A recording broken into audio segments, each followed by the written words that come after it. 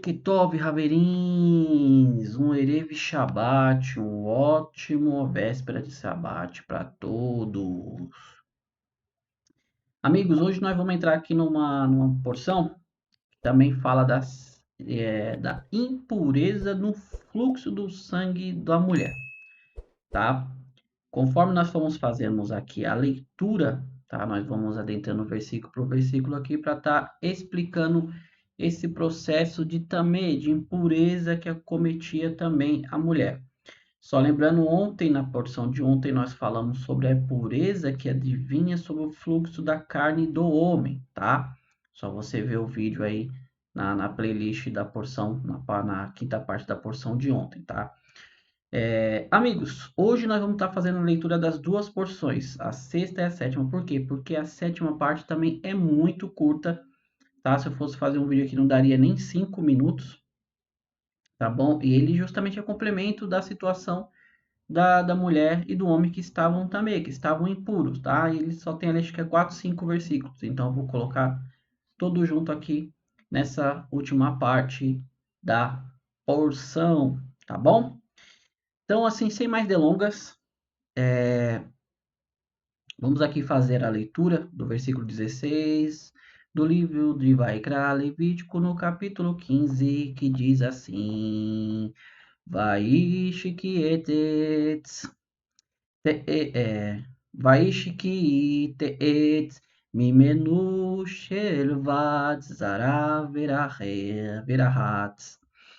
Bami et kol beshoro vetame ad haerev. Então, Vaish, que quando o homem quando o homem tem uma emissão, né, de sêmen, ele deve banhar-se, né, verahaetz bamin, ele deve se banhar todo, né, o seu bessoros, todo o seu corpo impuro, ele ficará impuro ali até anoitecer, né? A Erev, tá? Erev, de anoitecer.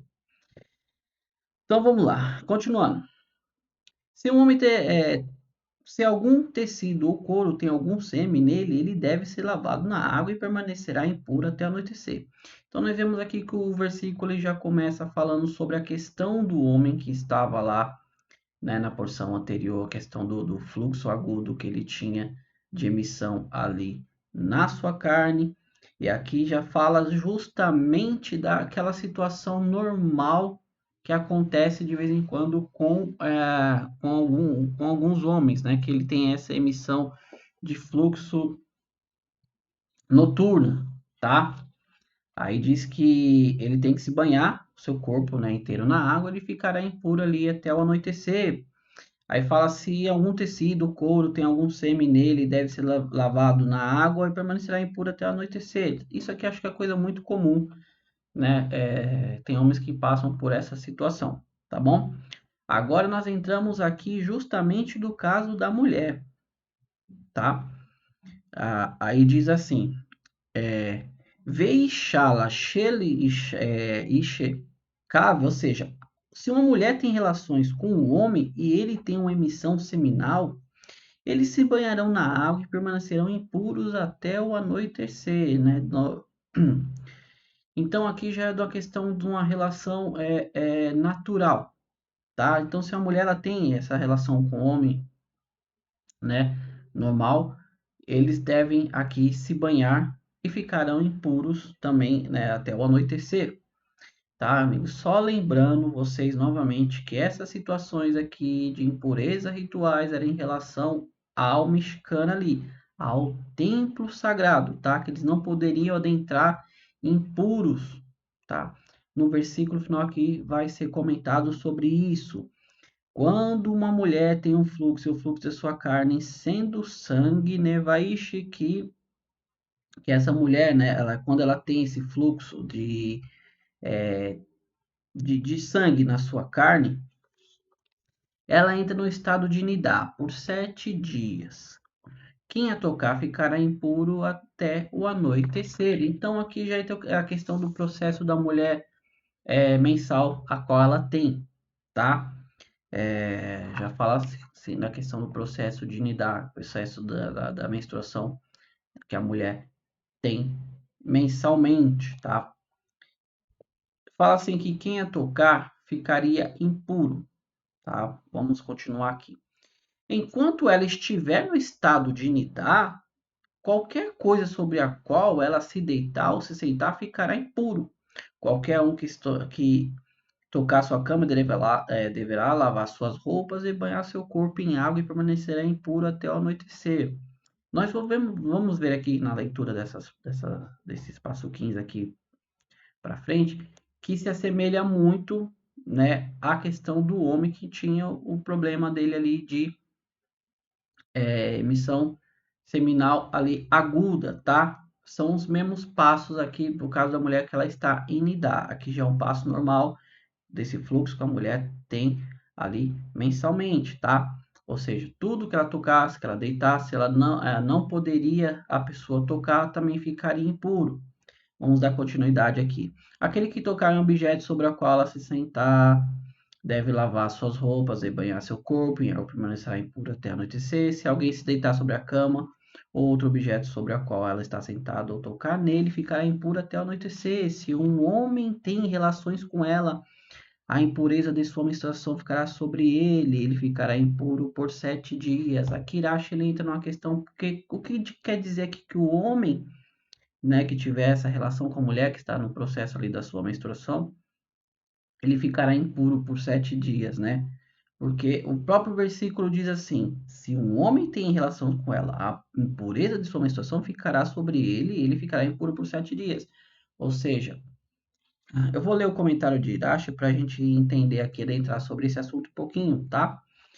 Irache ele fala assim, ó, poderia-se cogitar que ele segue a contagem dela, tá? Ou seja, se ele tivesse relações com ela no quinto dia da sua menstruação, ele também ficaria impuro por apenas 3 dias, tal como ela. É uma pergunta que ela fala. Então, acho que está perguntando aqui. Então, quer dizer que se ele tiver ali uma relação com ela no processo da sua menstruação, na sua unidade, no quinto dia, então ele vai também aguardar 3 dias como ela da sua impureza. Acho bem falar. Para esclarecer esta questão, a Torá continua dizendo: e será impuro por 7 dias. Então, o que a cláusula aqui, né, a impureza de sua menstruação ficará sobre ele, vem nos ensinar que as mesmas leis da impureza da mulher menstruada se aplicam em relação a ele, na medida em que, assim como ela impurifica as pessoas, utensílios de barro, assim também ele impurifica pessoas e utensílios de barro, ou seja, ele acaba passando para si também todo o processo de lei ali de impurezas que a mulher estava, se ele tiver relação com ela no processo ali da sua menstruação. Ou seja, ele vai aguardar também 7 dias e se ele tocar em algo, deitar em algo, tudo aquilo também vai ficar impuro, tá? Versículo 25. Se uma mulher tem um fluxo de sangue por muitos dias, quando não é época do seu fluxo menstrual, ou se ela tem um fluxo após o seu período menstrual, durante todos os dias em que ela estiver um fluxo impuro, ela ficará impura tal como nos dias de seu período menstrual. Ou seja, se aqui já é uma questão problemática, ou seja, se passou aquele período que ela tem aquele fluxo dela normal mensalmente, se passou dos dias e continuou a tendo esse fluxo, né? Os nossos sábios aqui eles ensinam que seria até 3 dias após os dias normais do fluxo, tá? Ela teria que agora ela estaria impura, tá? Não pela impureza que ela tem mensalmente, mas é um outro tipo de impureza, tá? Vamos continuar aqui. Enquanto ela estiver ao fluxo, qualquer cama sobre a qual ela se deitar terá a mesma impureza de quando ela estava menstruando, ou seja, de quando ela estava menstruando normal, essa impureza que acedeu ao seu período menstrual, tá? Qualquer objeto sobre o qual ela se sentar ficará impura, assim como é quando ela está impura menstruando. Qualquer um que toque nesses objetos ficará impuro e deverá lavar suas roupas, banhar seu corpo em água e permanecer impuro até anoitecer, quando o fluxo cessar. Ela deverá contar 7 dias e poderá se purificar. Então, Tem esse processo da purificação de que quando, assim como o homem que tinha um fluxo seminal agudo, também a mulher também tem esse fluxo seminal agudo, além dos dias, dos períodos dela normais, tá? Então, tudo que ela tocar também fica impuro, tá?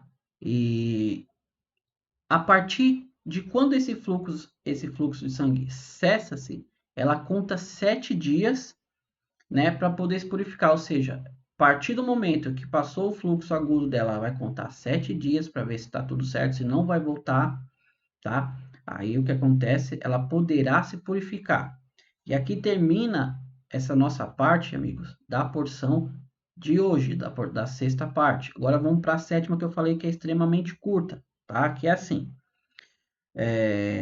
No oitavo dia tomará para si 2 rolas ou 2 pombas e deverá trazê-las ao sacerdote à entrada da tenda da reunião. O sacerdote fará uma como oferenda de pecado e outra como oferenda queimada, uma oferenda de ratate e uma oferenda de olá. E o sacerdote assim fará expiação por ela diante de Deus de seu fluxo impuro. Você vai ver agora que essa passagem aqui é justamente o mesmo processo de purificação ao qual o homem também tinha quando ele estava ali com o seu problema de fluxo agudo, tá? Seminal agudo. Vocês devem advertir, ou seja, vem aqui a questão do que ela deve levar ao sacerdote se ela tiver com esse problema do fluxo contínuo, sem parar ali, tá? E depois que passou os 3, o fluxo, ela conta os 7 dias, tá pura. Ela viu que não voltou, vai, pega 2 rolinhas, leva ao sacerdote, oferece uma pelo pecado e uma pela olá, né? Uma pelo o erro, pelo pecado, e uma de oblação para Deus, tá bom? Aquela oferenda que era queimada toda e ela era voluntária, tá? Aí o versículo 31 diz assim: vocês devem advertir os filhos de Israel acerca da impureza deles, de modo que a impureza deles não faça morrer se eles impurificarem o meu tabernáculo que está entre eles, ou seja, aquilo que eu expliquei para vocês. Todo esse processo que nós vimos aqui de impureza é em relação a uma impureza ritual, a questão ali do caso do Mishkan, do tabernáculo. A pessoa não poderia adentrar ali no pátio ou mesmo dentro do tabernáculo numa situação impura, porque ali era o lugar Kadosh Kadosh, era um lugar santo, ali onde a presença, né, a Shekinah de Deus, né, a Kevoder, a sua glória, né, ela habitava. Então você não poderia estar ali com o corpo sujo, né, com qualquer tipo de impureza. E a própria Torá fala aqui que ela era passível de morte, né, que era você perderia a vida, como a gente viu como aconteceu com Nadav e Aviú, tá bom? Aí vem e fala assim o versículo, Zot Torat Zahav, né? Ou seja, esta é a lei referente ao homem que está impuro por causa de um fluxo e uma emissão seminal. A mulher que tem o seu período menstrual, ou o homem ou a mulher que tem fluxo, e o homem que se deita com uma mulher impura. E aqui nós terminamos a nossa paraxá de Metsorá, tá? Amigos, só para nós encerrarmos aqui, entendamos bem. Isso aqui é mais uma questão pessoal minha, tá? Mas eu vou trazer para vocês aqui. Eu venho falando nesses últimos 2, 3 vídeos, que é interessante você ver que um livro, né, um livro que ele se entende como religioso, né, no caso aqui a Torá, ela tem essa preocupação com relação a coisas que acontecem na nossa vida aqui, na nossa vida carnal, por assim dizer, né, nossa vida material, nossa vida física, né? Você consegue perceber durante todo esse processo de leitura que estamos tendo aqui que toda a preocupação de Deus é com o nosso bem-estar. Toda a preocupação de Deus é como nós nos comportamos um para com os outros e como nós nos comportamos ali em relação à questão também comportamental mediante a sua presença, tá? Nós vimos falar, como eu falei, Deus falando da questão do cabelo, da barba do homem, a questão da calvície, da queda. Nós vemos Deus falar agora da preocupação da questão da emissão de seminal do homem, da questão da menstruação da mulher, tá? Aí eu pergunto para você, em que livro Em qual outro livro Deus está preocupado com isso? Quando eu falo outros deuses, tá? Deus ele está preocupado com o bem-estar do ser humano, com a saúde física, com a saúde mental do ser humano. Nós ainda vamos ver mais para frente. Nós ainda temos o livro de Bar Midibar e o livro de Devarim, que ele vai se aprofundar mais nessa questão, tá? Deus preocupado com família, Deus preocupado ali com o filho, Deus preocupado com o pai, Deus preocupado com uma geração inteira.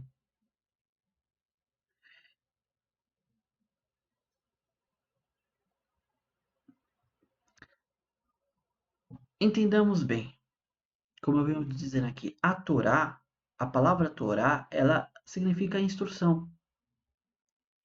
As instruções de Deus para como nós deveríamos conviver para com Ele e para com o ser humano.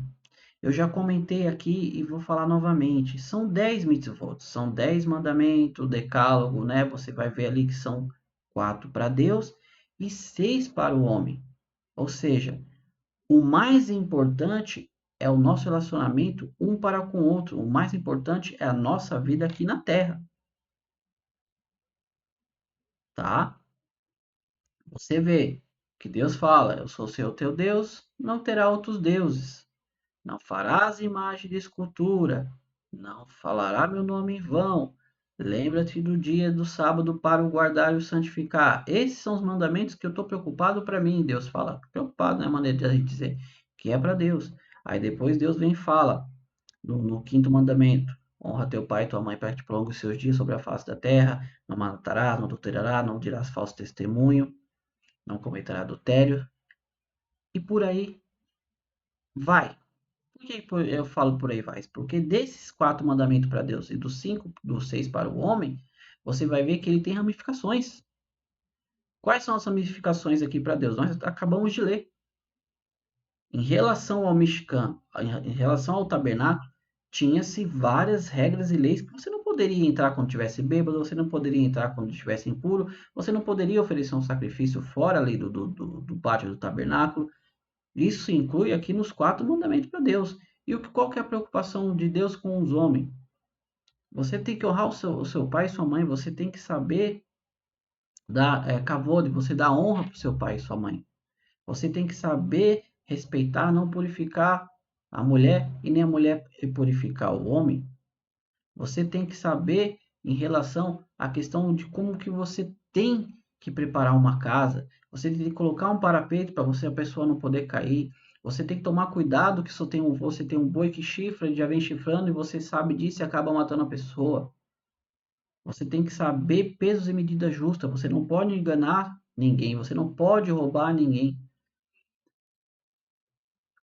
A Torá é o manual da criação do homem. Tá, mas resumindo aqui o que eu queria dizer.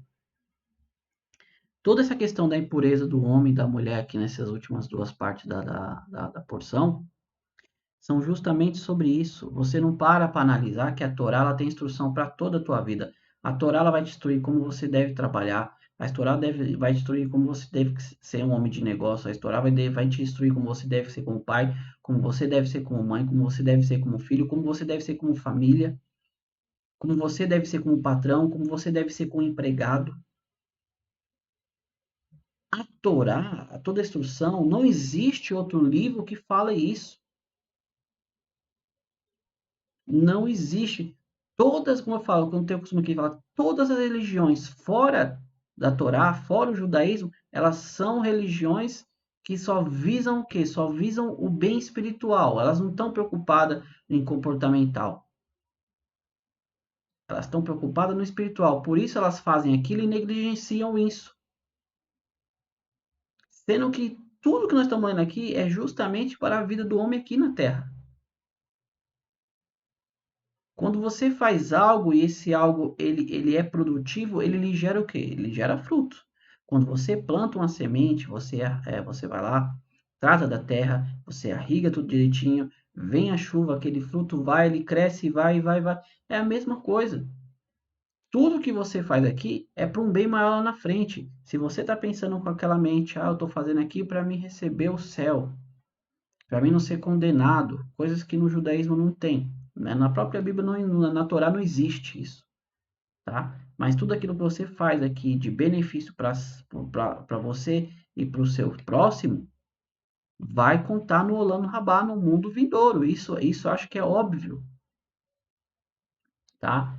Então, dentro dessas últimas partes da porção da Paraxá de Betsorá, que seria aqui aquele acometido, né? O processo de purificação daquele acometido de Saharat, que seria aquela enfermidade das manchas no corpo, nada mais era do que aquilo que eu disse logo no começo, que é justamente a impureza e a purificação, né?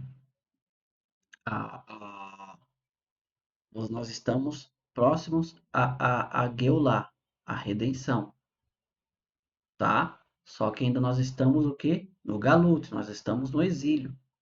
Então, todo esse processo que nós passamos aqui na impureza para a purificação, no Galut para Geulah, para a redenção, né? É um processo que você faz gradativamente, gradualmente, para você alcançar algo melhor. Então, se na Torá está escrito todas essas leis em relação à pureza, a cuidado que o homem tem um com os outros, a mulher com o homem e vice-versa, a família, é justamente para angariar futuramente boas obras, bons frutos na nossa vida. Não adianta você pegar e falar, eu sou religioso, eu só vivo ali 24 horas com o pensamento em Hakadosh Baruch. Eu tô sempre, todo dia ali. Mas você tratar mal sua mãe, você tratar mal seu pai, mas você tratar mal a sua filha. Você não entender o que se passa na vida dos seus filhos. Você você não se preocupar com o que o teu filho aprendeu na escola, o que, que aconteceu com ele. Você não preocupar como foi o dia da sua esposa, o dia do seu marido. Isso é em vão. Nós estamos vendo aqui a preocupação de Deus é conosco, como nós nos comportamos e como Deus nos livre das nossas enfermidades. Toda a preocupação de Deus é em relação a isso, tá? Amigos, esse assunto é muito profundo, ele é muito extenso. Baruch Hashem. A gente poderia ficar aqui horas e horas só falando sobre isso, tá bom? Mas vamos encerrar, pois essa é a nossa paraxá da Shavua, essa foi a nossa porção da semana, paraxá de Metsorá. Saímos da impureza e viemos para o processo de purificação, saímos do Galut e agora vamos para Geulah, para a redenção, tá? Mais uma vez, eu quero agradecer você que chegou até aqui. Esse vídeo é a primeira vez que você está vendo esse vídeo. Chegou por esse canal, caiu um desses vídeos aqui no YouTube. Eu peço para você se inscreva, tá? Deixe um like, compartilhe se esse conteúdo é relevante para você e você achar que ele é relevante para mais pessoas, tá bom? E mais uma vez, um Todarabá, um Berkol Tov, muito obrigado, tudo de bom, tá? E um Erev Shabbat, shalom para vocês. Tá? Nos vemos aqui na próxima Paraxá da Shavua, que vamos ter justamente com Peça, tá? No domingo eu explico melhor como vamos fazer aqui com o canal, por causa da questão dos 7 dias de Peça, tá bom? Amigos, Bekol Tov, tudo de bom. Mashiach Now, que Mashiach veio agora, se revele e podemos comemorar lá em Jerusalém esse Peça maravilhoso, na presença de Hakadosh Baruch, com o terceiro templo construído e todas as nações voltando-se para Deus, todo mundo vivendo em paz, em harmonia, tá?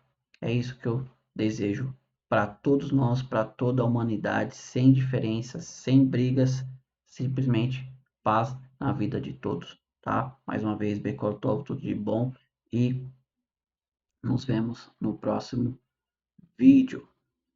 Tchau, tchau, fiquem com Deus.